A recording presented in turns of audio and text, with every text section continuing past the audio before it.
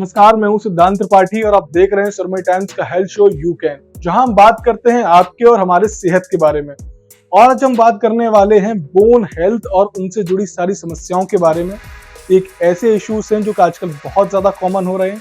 गलत body posture का follow करना, सही लाइफस्टाइल का ना होना, ये सब इनका अहम कारण है। और आजकल के यूथ में ये सारी समस्याएं बहुत ज्यादा देखने को मिल रही हैं। तो इसी सिलसिले में हम आप पहुंचे हैं रायपुर के NHMMI हॉस्पिटल में, जहां हम बात करेंगे डॉक्टर जे रॉय चौधरी से और उनसे अपने सारे सवालों के जवाब जानेंगे। तो आइए सीधा चलते हैं उनके पास।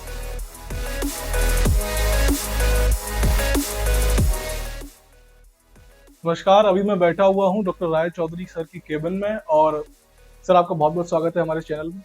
धन्यवाद। आज हम सर से जानेंगे जो हमारी बोन हेल्थ इश्यूज रहते हैं, उनकी इंजरीज के बारे में और सारी चीज़ों के बारे में, और पता करेंगे सारे आंसर सर से। तो सर, जो कॉमन बोन्स रिलेटेड प्रॉब्लम्स क्या क्या होती हैं? अक्सर हम देखते हैं कि अक्सर बहुत सारी कॉमन रिलेटेड प्रॉब्लम्स रहती हैं, वो सारी क्या क्या है? तो जो कॉमन प्रॉब्लम्स अपन देखते हैं रोजमर्रा की जिंदगी में, ये तीन में अपन अगर इसको विभाजित करें तो बेस्ट है।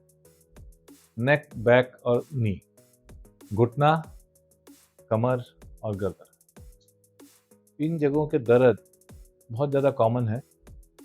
ऑलमोस्ट 80% ऑर्थोपेडिक पेशेंट्स इसी में आ जाते हैं, और बाकी के जो 20% होते हैं वो कोई दूसरे और भी कारण होते हैं। कई सारे मेजर प्रॉब्लम्स भी होते हैं मरीजों के, लेकिन 80% मरीज इसी में आ जाएंगे। सर, हम यूजुअली देखते हैं कि लोगों को सबसे ज़्यादा बैक पेन, सर्विकल की प्रॉब्लम बहुत ज़्यादा रहती है। तो इसके क्या क्या कारण होते हैं? मतलब ये ज़्यादातर क्यों रहती है लोगों को? कुछ साल पहले, या मैं बोलूँगा 10-20 साल पहले, ये कॉमन प्रॉब्लम शायद नहीं हुआ करते होंगे, लेकिन अब ये कॉमन प्रॉब्लम्स हो गया है। और उसमें मेरे को लगता है कि ये मोबाइल का बहुत बड़ा रोल है, क्योंकि वो गर्दन को नीचे रख के ये पोजीशन में अपन बहुत सारा घंटा निकालते हैं दिन में। आप किसी भी जगह जाके देखेंगे, एयरपोर्ट वगैरह में, तो लोगों के गर्दन बस झुके ही रहते हैं। कोई भी सीधा देखता हुआ व्यक्ति आपको नहीं मिलेगा। ये एक नेक पेन का बहुत बड़ा कारण हो सकता है। अब इसके ऊपर रिसर्च होना बाकी है, मैं अपनी मर्जी से बता रहा हूँ ये आपको। ये एक कारण है। और दूसरा कारण ये है कि अपने शरीर का तो कोई ध्यान दे नहीं रहा है आज। सब काम में है, एक्सरसाइज का कोई रोल है नहीं उतना ज़्यादा। और जिन्होंने इसके फ़ायदे समझ लिए हैं उन लोगों को ये कॉमन दर्द, पेन होते नहीं है। अच्छा सर, अगर किसी को कैल्शियम डिफिशियंसी हो और अगर उसे समय पे ठीक ना किया जाए, तो ये आगे क्या क्या इसके नुकसान हो सकते हैं? कैल्शियम डेफिशिएंसी बहुत ग्रेजुअली होता है, मतलब धीरे-धीरे। जी। ये अचानक एक दिन का प्रॉब्लम नहीं है। ये अगर किसी को 30 या 32 वर्ष की उम्र में स्टार्ट हो रहा है, वो जाके उनको पता चलेगा 55 साल की उम्र में, तब जो एक्स-रे आएँगे तो ये पता चलेगा कि उनके एक्स-रे में स्पाइन में बहुत कैल्शियम की कमी है, उनके ओवरऑल हड्डियों में कैल्शियम कम है। ऑस्टियोपोरोसिस जिसको हम बोलेंगे, ऑस्टियोपिनिया, ऑस्टियोपोरोसिस, ये ग्रेजुअली होता है। और अगर ये हुआ तो ये देखा गया है अब बहुत कॉमनली, खासकर लेडीज में मैंने ये पाया है कि उनके कमर की हड्डियां बहुत छोटे से किसी भी एक ट्रॉमा से टूट जाता है, या वेज कंप्रेशन जिसको बोलते हैं। थोड़ा सा बैठ गए कहीं पे अगर ज़्यादा झटके के साथ, या गिर गए, हल्का सा गिर गए, तो वो हड्डी टूट जाता है। इसके अलावा जो हिप बोन के फ्रैक्चर्स होते हैं, ये भी बहुत कॉमन है ऑस्टियोपोरोसिस और ऑस्टियोपिनिया पेशेंट के। ये खाली इसीलिए उनको हुआ क्योंकि उनकी हड्डियां इतनी मजबूत नहीं थी कि जितना उस झटके को सह पाता, और नॉर्मल में ये फ्रैक्चर नहीं होना चाहिए था। तो एक नेक फीमर का फ्रैक्चर और स्पाइन का फ्रैक्चर बहुत कॉमन है ऑस्टियोपोरोसिस के कारण, जो कि प्रिवेंटेबल कॉज है, जिसको कि रोका जा सकता है। कि अब आपने महिलाओं की बात की, तो ये भी चीजें आती हैं कि महिलाओं को लिगामेंट और अर्थराइटिस का इशू बहुत ज्यादा रहता है। तो इसके क्या कारण है और इसका क्या इलाज हो सकता है? और इसमें दोनों को मैं अलग अलग बोलना चाहूँ, क्योंकि लिगामेंट जो है वो सिर्फ महिलाओं को होगा ऐसा नहीं है। लिगामेंट जो है वो यंग मेल पेशेंट्स को, जिन लोग स्पोर्ट्स वगैरह में इंजरी होता है, जिनको फुटबॉल खेलते हुए या फिर कभी गाड़ी से भी गिर गए तो लिगामेंट का इंजरी होता है, वो लिगामेंट टूट जाता है। खासकर घुटने का लिगामेंट, कंधे का लिगामेंट। और जो आर्थराइटिस है वो डेफिनेटली लेडीज को ज़्यादा होता है, और वो वेट्स के कारण भी उसका डायरेक्ट रिलेशन है। अगर बहुत ज़्यादा वजन है किन्हीं लेडीज़ का, और एक बड़ा कारण है कि अगर उनको फैमिली में गठियावात है या रूमेटॉइड आर्थराइटिस है, तो उनके भी फिर घुटने आर्थराइटिस के कारण खराब होते एक क्वेश्चन और ये भी रहेगा कि लो बोन डेंसिटी का क्या कारण होता है? हैं। धूप में नहीं जाना और खान पान। एक्सरसाइज तो मैंने पहले ही बता दिया आपको, जी। वो तो एक बहुत बड़ा रीजन है ही है। लेकिन अगर कोई धूप में जा ही नहीं रहा है और उनके खान पान का तरीका ठीक नहीं है, तो फिर लो बोन डेंसिटी तो होना उनके लिए तय है। आगे जाके ये होगा, जिसको कि एक वक्त के बाद जब हो जाता है तो अब उसको दवाइयों से ठीक करने की कोशिश करते हैं हम लोग। अच्छा, डॉक्टर साहब की एक उम्र के बाद देखते हैं लोगों की घुटने में प्रॉब्लम रहती है, नीज में बहुत ज्यादा प्रॉब्लम, ज्यादातर 60 की उम्र के बाद ये अक्सर देखने को मिलता है। तो ये क्यों होता है? इसका मेन कारण क्या है, मेन वजह, और कैसे इसका इलाज किया जा सकता है? दो वजह है, एक ऑस्टियोआर्थराइटिस और एक रूमेटॉइड आर्थराइटिस। रूमेटॉइड आर्थराइटिस मतलब गठियावात, जिसमें कि उनके घुटने खराब होंगे ही। एक स्टेज में धीरे धीरे करके वो खराब होता है और वो होगा ही, उसको रोका नहीं जा सकता। उसका स्पीड को कम किया जा सकता है। उसके स्पीड को कैसे कम किया जा सकता है? अगर उन्होंने प्रॉपर मेडिसिन लिया है रूमेटोलॉजिस्ट से, ऑर्थोपेडिक सर्जन से नहीं। जो गठियावात के विशेषज्ञ होते हैं उनसे अगर उन्होंने दवाइयाँ ली है, तो ये जो घुटने खराब होने की जो स्पीड है वो कम हो जाता है और लास्ट में जाके उनको घुटना रिप्लेसमेंट का हो सकता है जरूरत नहीं पड़े। लेकिन कई लोग ऐसे होते हैं जिनको ये पता नहीं रहता है कि उनके घुटने खराब हो रहे हैं, रोमेटोलॉजिस्ट के पास नहीं पहुंच पाते हैं, ऑर्थोपेडिक सर्जन के पास जाते हैं, एक जगह से दूसरी जगह बदल बदल के, और कुछ गोलियां लेते रहते हैं सालों साल तक। फिर वो मरीजों को तो घुटना खराब होगा ही, जिसका एक ही इलाज है कि उसको घुटने को रिप्लेसमेंट करके एक नया घुटना लगाया जाए, तब उनका दर्द जाता है, वरना नहीं जाता उनका दर्द। और दूसरा जो ऑस्टियोआर्थराइटिस है, वो डायरेक्टली फिर वजन से रिलेटेड है। वो वजन अगर ज्यादा रहेगा तो ऑस्टियोआर्थराइटिस जल्दी होगा, वो अगर जल्दी होगा तो फिर से उनको घुटना रिप्लेसमेंट का जरूरत पड़ेगा। अक्सर अगर माइनर बोन इंजरीज होती हैं, तो इसमें हमें फर्स्ट एड में क्या करना चाहिए? तीन चीज अगर बोले तो, जी। एक हो गया इमोबिलाइजेशन।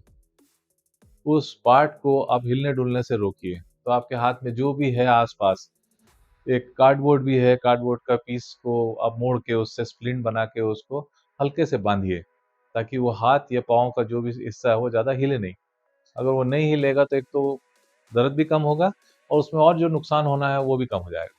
और दूसरा है, वहां पे बर्फ का सिकाई कर सकते हैं, उससे सूजन कम होता है। अगर माइनर, बिल्कुल माइनर इंजरी बोल रहे हैं तो फिर तो आप मोच की बात कर रहे हैं, जैसे एंकल में मोच आ गया, घुटनों में मोच आ गया, तो वहां पे अपने को कोल्ड कंप्रेस करना है, मतलब आइस फोमेंटेशन। दो चीज। आपने बताया कि नी रिप्लेसमेंट कराना बहुत जरूरी हो जाता है जब चीजें ज्यादा बिगड़ जाती हैं। तो सर, नी रिप्लेसमेंट के बारे में जरा आप अगर अच्छे से बताएं हमारे दर्शकों को कि कैसे मतलब चीजें प्रोसेस होती है, क्या क्या इसमें करना रहता है, और क्या फिर बाद में इसके इफेक्ट्स आते हैं, सारी चीजें। एक अच्छे से किया गया नी रिप्लेसमेंट का रिजल्ट बहुत अच्छा है। जिनको जरूरत है और उसके बाद अच्छे से किया गया घुटने का रिप्लेसमेंट, उसका रिजल्ट तकरीबन ऐसा होता है कि वो मरीज आपके पास से निकल जाएगा और आपको ये पता नहीं चल पाएगा कि उनके दोनों घुटने बदल गए। तो ये एक स्टैंडर्ड प्रोसीजर हो गया अब आज की तारीख में। ये कोई बहुत बड़ा सर्जरी मैं नहीं बोलूंगा, ये एक बहुत सुपर मेजर सर्जरी या मेजर सर्जरी बिल्कुल नहीं बोलूंगा मैं। ये एक स्टैंडर्ड सिंपल प्रोसीजर है। जिस जगह में ये कॉमनली होता है वहाँ पे इसके प्रोटोकॉल बने रहते हैं। क्या करना है, first step, second step, surgery होना, उसके बाद फिजियोथेरेपी होना है, कब से चलेंगे, पेशेंट जल्दी चलना चालू हो जाता है, बहुत ही फास्ट रिकवरी भी होता है इसका। पेन मैनेजमेंट, घुटना रिप्लेसमेंट के बाद पेन को कैसे कम रखें, उसका भी बहुत अच्छे अच्छे तरीके आ गए हैं। तो एक तरह से मैं ये बोलूँगा कि अब घुटना रिप्लेसमेंट एक बहुत अच्छा सर्जरी हो गया है, और जिनको ज़रूरत है उनके लिए तो वरदान है। उनका लाइफ चेंज हो जाता है। जो कि कुछ दिन पहले तक के चल नहीं पा रहे थे, और जब ये नी रिप्लेस हो जाता है तो वो बाहर-बाहर जाने लगते हैं, अपने शहर के बाहर जाने लगते हैं, मोस्टली रोज़ सर, गार्डन। किस एज में नी रिप्लेसमेंट बहुत बहुत ज्यादा जरूरी हो जाता है? ये अक्सर पूरा किस एज में पूरा होता पूरा है? पेशेंट के ऊपर डिपेंड करता है। हाँ, ये पेशेंट के ऊपर इसलिए डिपेंड करता है कि वो जब समझे कि अब उनसे नहीं बन रहा आगे का काम, तब वो घुटने को बदलवाएँ। इसमें डॉक्टर ये बोलेंगे कि आपको घुटना रिप्लेस करना है, मैं ये इस बात से सहमत नहीं हूँ। पेशेंट कई बार दर्द सहते हुए 5-5, 10-10 साल निकाल देते हैं। तो आपने आज एक मरीज को बोला कि आपका घुटना रिप्लेसमेंट का ज़रूरत है, लेकिन वो तो 10 साल और निकाल लिए। तो इसीलिए घुटना रिप्लेस करना है या नहीं करना है, इसका डिसीजन पेशेंट लेगा, मरीज लेगा। मरीज आके डॉक्टर को बोलेगा अब मेरे से नहीं बन रहा है, आप ये घुटने को रिप्लेस करिए। तो वो उसका एज हुआ, तो मेरे को एज जो सबसे कम याद आ रहा है वो 33 साल के आसपास भी है।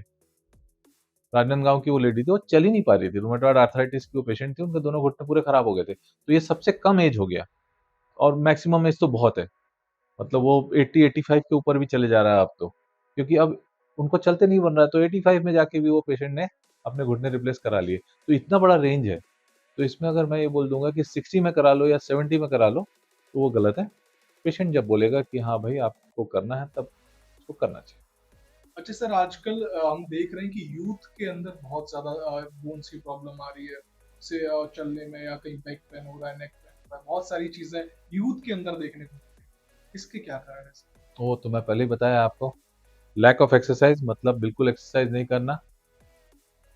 इनके डे टू डे रूटीन बहुत चेंज हो गए हैं। पहले आदमी सुबह निकल जाता था, शाम को घर पहुंच जाता था, सो जाता था। अभी उल्टा होता है, शाम को निकला जाता है, शाम को निकला जाता है, और फिर वो रात तक के अपना टाइम बाहर निकलता है, मॉल या इधर उधर, और उसके बाद फिर अपन अर्ली मॉर्निंग में आके सो जाते हैं, और फिर दोपहर तक के सो जाते हैं। तो ये तो एक बहुत अजीब टाइप का रूटीन भी मैंने देखा है लोगों को फॉलो करते हुए। इनको तो प्रॉब्लम होनी ही है, अभी नहीं होगा तो बाद में जरूर होगा।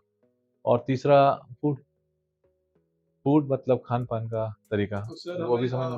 बोन हेल्थी रखने के लिए डाइट में क्या क्या ऐड करना चाहिए? अपनी डाइट को कैसे हम सही रख सकते हैं मेंटेन? ये बहुत ही इजी है, देखिए भगवान का बनाया हुआ दिया हुआ बहुत कुछ है, जिसको कि आपको थोड़ा थोड़ा हर चीज को लेना है। फ्रूट्स को थोड़ा लेना है, थोड़ा दूध लेना है, थोड़ा सा वेजिटेबल्स लेना है, थोड़ा सा रोटी लेना है, थोड़ा सा सलाद लेना है, अंकुरित लेना है। लेकिन एक ही चीज को बहुत ज्यादा नहीं ले सकते। जी। लेकिन वो फैला के आपने सब चीजों को थोड़ा थोड़ा ले लिया, तो वो डाइट आपके लिए पर्याप्त मात्रा में कैल्शियम देगा। ग्रीन लीफी वेजिटेबल्स हैं, जो नॉनवेज खाते हैं उन लोगों के लिए तो बहुत ज़्यादा प्रॉब्लम होना नहीं चाहिए, क्योंकि एग्स है और उनके नॉनवेज में फिश वगैरह है। तो लेकिन ये डिपेंड करता है कि एक ही चीज़ अगर कोई बहुत ज़्यादा ले रहा है तो उसको भी प्रॉब्लम होगा। अच्छा सर, एंडिंग में आपसे मैं ये पूछना चाहूंगा कि लोगों को आप क्या सलाह देंगे कि जो जितने भी बोन्स को हेल्थ रखने के लिए, अपने को हेल्दी रखने के लिए क्या आपकी सलाह रहेगी हमारे सारे दर्शकों को? एक कोई भी एक्सरसाइज जी। फॉलो करें, चाहे बैडमिंटन खेल लीजिए, चाहे टेबल टेनिस खेल लीजिए, चाहे सुबह सुबह वॉकिंग चले जाइए या थोड़ा सा रनिंग कर लीजिए, प्रॉपर थोड़ा जिमिंग कर लीजिए, जो भी करिए, एक कोई चीज़ रहना चाहिए। और वो अगर स्टार्ट हो गया, तो वैसे ही आप इतने कॉन्शियस हो जाते हैं कि बाकी चीज़ों को गूगल में ढूंढ के अपने आप कर ही लेते हैं। एक चीज़ आपने ले लिया तो बाकी सब चीज़ें अपने आप जगह में आ जाएंगी। तो जैसा दर्शकों आपको समझ में आ चुका होगा कि अपनी बोन को हेल्थी रखने के लिए बहुत ज्यादा एक्सरसाइज नहीं करनी, आपको एक आध एक्सरसाइज चुन लेनी जैसा डॉक्टर साहब ने बताया, और अपने आप को स्वस्थ रखें और हेल्थी रखें। अगर आपको ये वीडियो पसंद आई हो तो इसे लाइक करें, कमेंट करें, शेयर करें, चैनल को सब्सक्राइब करना ना भूलें और बेल आइकन को प्रेस करें।